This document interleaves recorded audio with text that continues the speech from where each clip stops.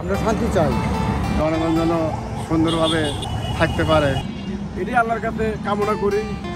এই সরকার যে কাহিনীগুলো করলো এইটাই হলো প্রমাণ দিল আল্লাহ যে তোমরা ধৈর্য ধরো, ধৈর্যের গুণাগুণ পাবা।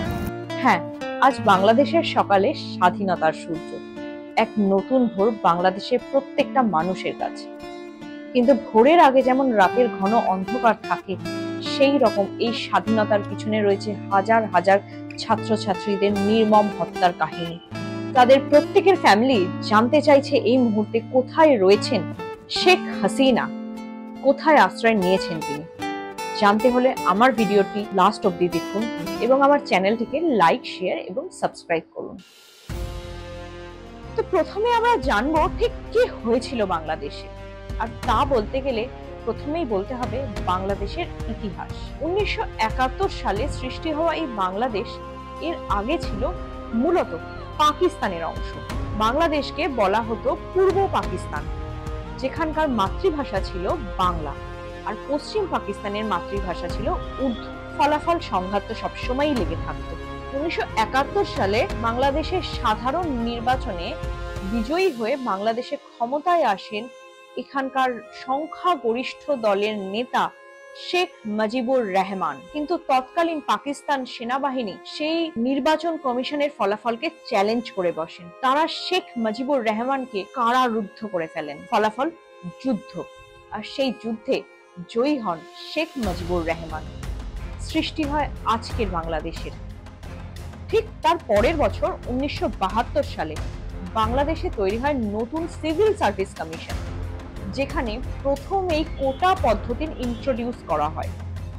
বলা হয় দেশের 100% সরকারি চাকরির মধ্যে 56% সরকারি চাকরি কোটা ভিত্তিক করে দেওয়া হয়, যার মধ্যে 30% দেওয়া হয় ফ্রিডম ফাইটারদেরকে, 10% সংরক্ষণ করা হয় মহিলাদের জন্য এবং 10% দেওয়া হয় সংখ্যালঘু সম্প্রদায়কে, 5% দেওয়া হয় পিছিয়ে পড়া জেলাগুলিতে এবং 1% শারীরিক প্রতিবন্ধীদের জন্য রাখা হয়।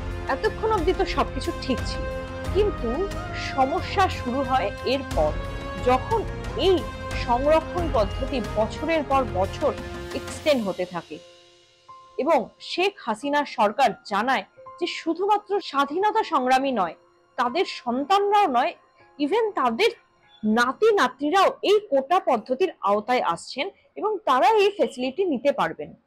2018 সালে প্রথম ছাত্ররা এই কোটা পদ্ধতির বিরুদ্ধে রাস্তায় নামেন। শুরু হয় সংঘাতের।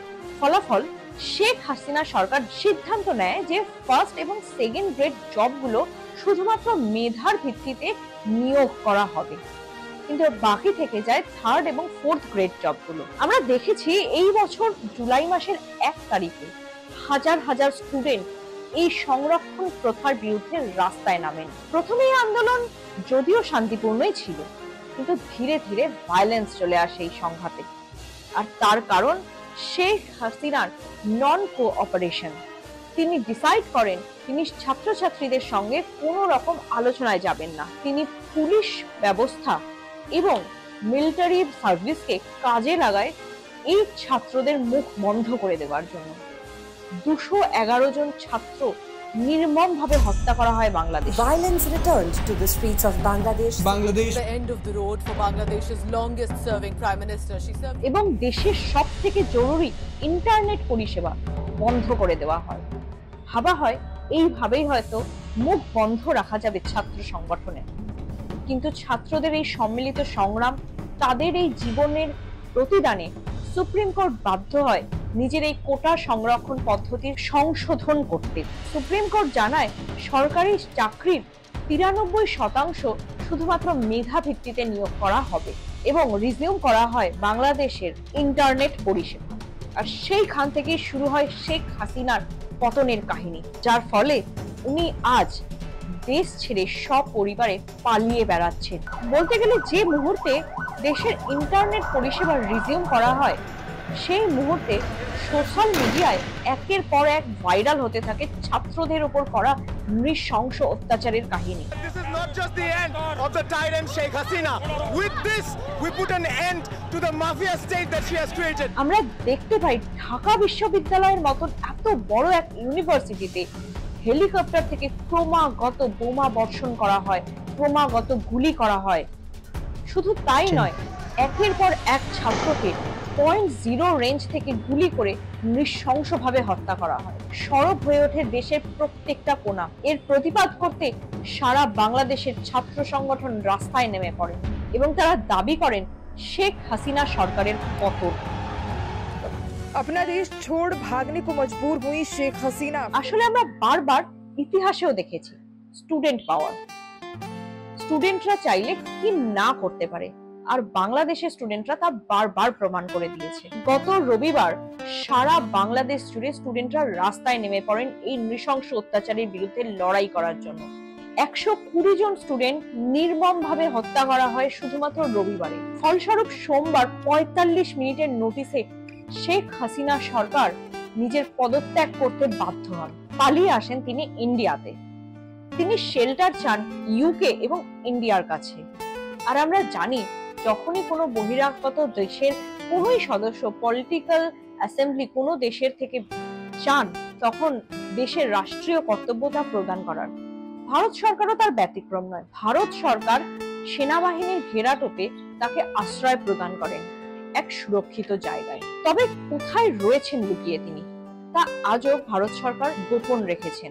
সোমবার দুপুর 2:30 নাগাদ তিনি পণ্যবাহী বিমানে চেপে ভারতবর্ষের আগরতলায় এসে পৌঁছান। সেইখান থেকে সেনাবাহিনীর কড়া ঘেরাটোপের মধ্যে তাকে নিয়ে যাওয়া হয়, আর তারপর সেখান থেকে তিনি পাড়ি দেন দিল্লি। আপাতত তিনি দিল্লিতে রয়েছেন এরকমই গোপন সূত্রে খবর। তবে তিনি দিল্লিতে হয়তো বেশি দিন থাকবেন না, শীঘ্রই তিনি পাড়ি দেবেন লন্ডনের উদ্দেশ্যে। তবে আমরা জানি লন্ডন সরকার এই মুহূর্তে তার পলিটিক্যাল অ্যাসেম্বলি এখনো অ্যাকসেপ্ট করেনি। আগামীকাল কি হবে, কেমন ভাবে চলবে বাংলাদেশের রাজনীতি, কি হবে বাংলাদেশে থাকা হিন্দুদের অবস্থা এবং কোথায় আশ্রয় নেবেন শেখ হাসিনা, তা জানতে হলে আমার চ্যানেলটিকে লাইক, শেয়ার এবং সাবস্ক্রাইব করুন। Thank you.